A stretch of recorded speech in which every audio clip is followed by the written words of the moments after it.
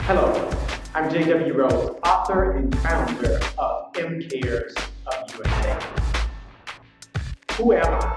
I'm an African-American serial entrepreneur and what you would call a modern-day Renaissance man who uses out-of-box artistic methods and non-traditional behavior strategies to help our young people succeed in life through live seminars, workshops, multicultural arts, educational resources.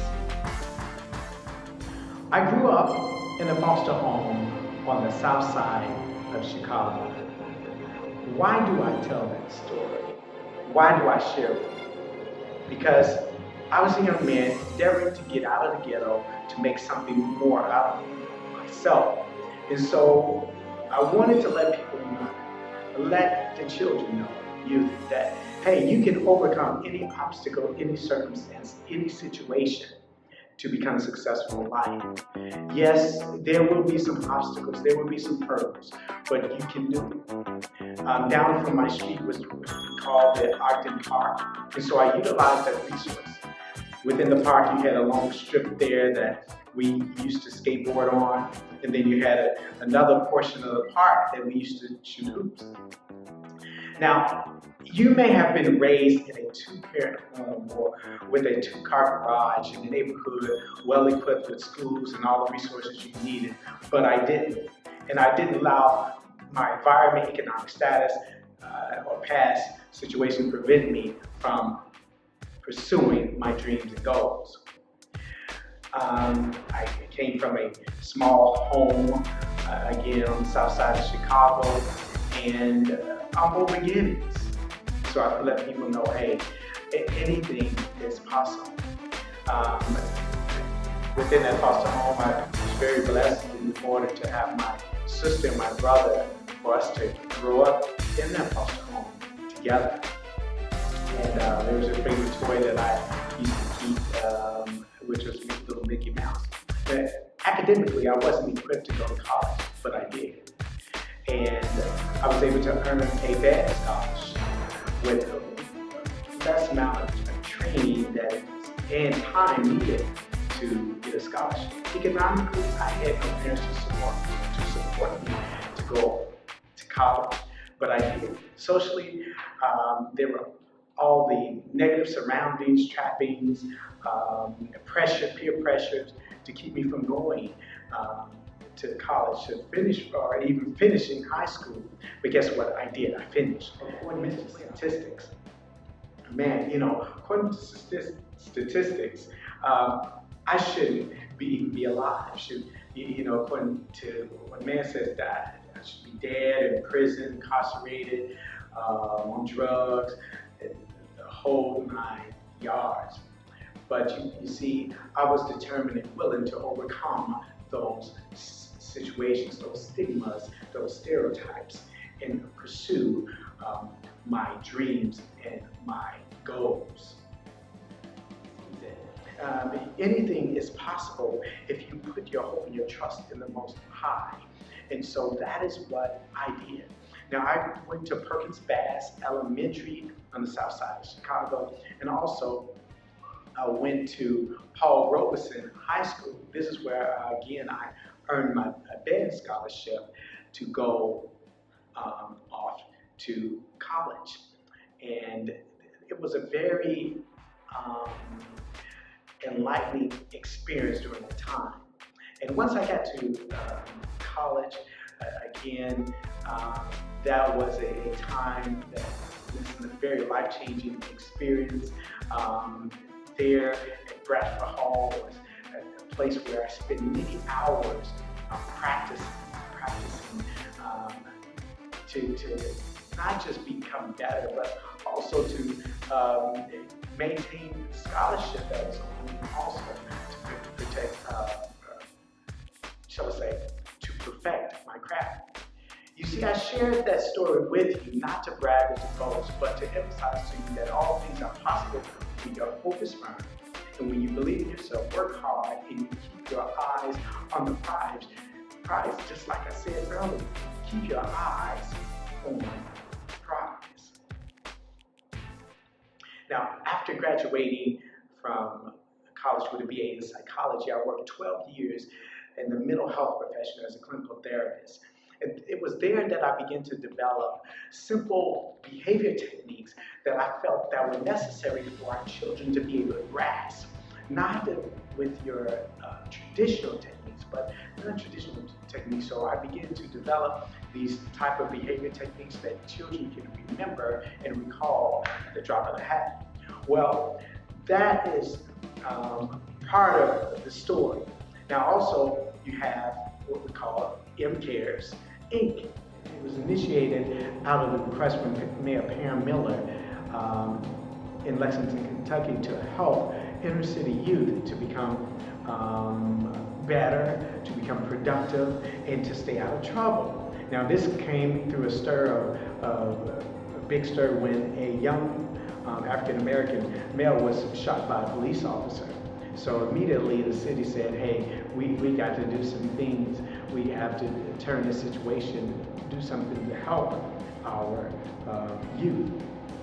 So MCARES Inc. was founded out of that. But as time went on, developing the multicultural arts recreation workshops and seminars, I felt like that there was something missing. So after almost 20 years as a clinical therapist, I began to put together the techniques, the behavior techniques, and join those with what I already had with MCARES. Thus, MCARES of USA was established. So it was established to encompass the arts and recreation and the behavior techniques that would help the children and youth to succeed in life. This is where I believe that many of the children and youth that I serve were able to grasp and identify with themselves and understand that, hey, they can succeed just using what they already had in their hands. Thus, MCARES of USA was born, and as I often demonstrate through the techniques and live performances and workshops, that, hey, you can succeed in life. Just use what you have, don't worry about what you don't have. Use what you got and don't worry about what you ain't got. That's my motto, and that's how I actually say it. You'll have to go through it to get somebody's attention.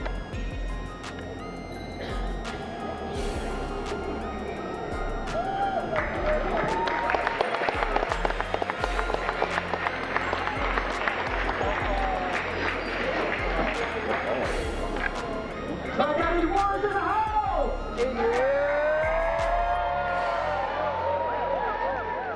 I utilize skateboarding, uni-cycling, again, music, original music, to grasp the attention of our children from similar to pop, classical, jazz, hip hop, those type of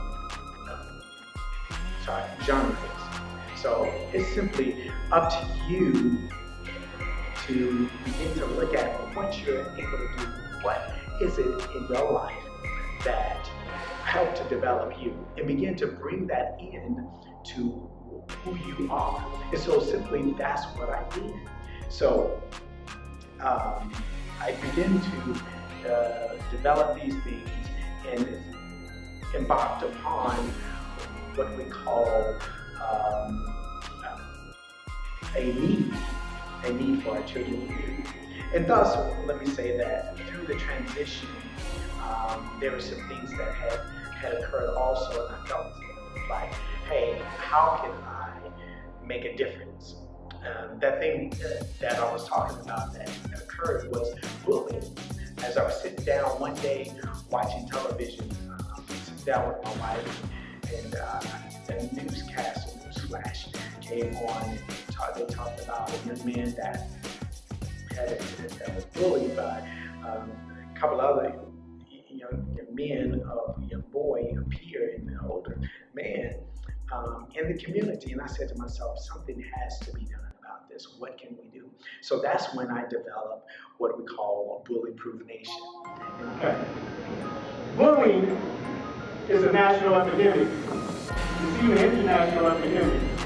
As I was listening today, even on the internet, about some bullying that's going on, one place that is really going on as well as the United States is in Canada.